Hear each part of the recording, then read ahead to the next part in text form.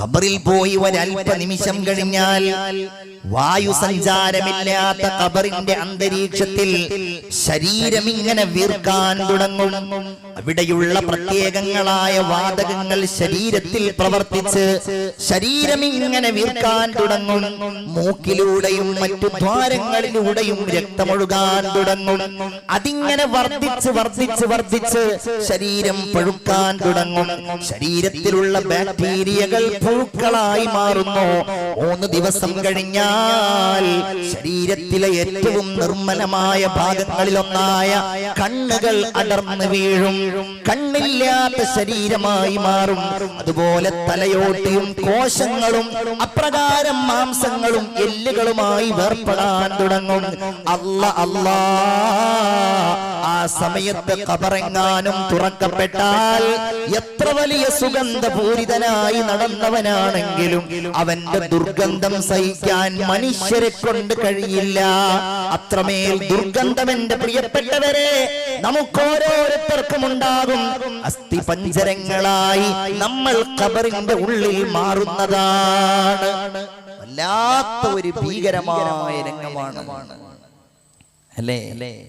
പരം വിധിച്ചുമ്മാ വിട്ട് ചൊങ്കിൽ നടക്കുന്ന ശുജാഅത്ത് നമുക്കുണ്ട് നാട്ടിലെ.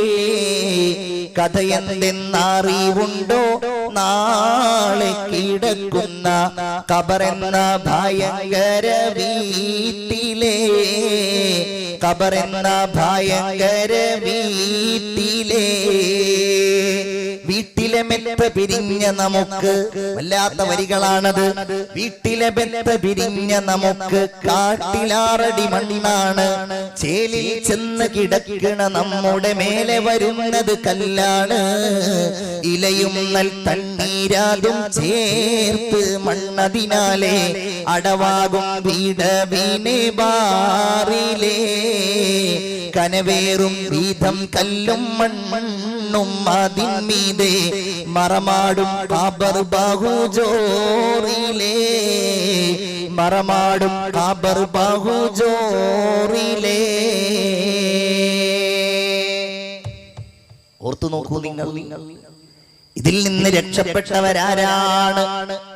ഇതിൽ നിന്ന് മോചനം നേടുന്നവരാരാണ്?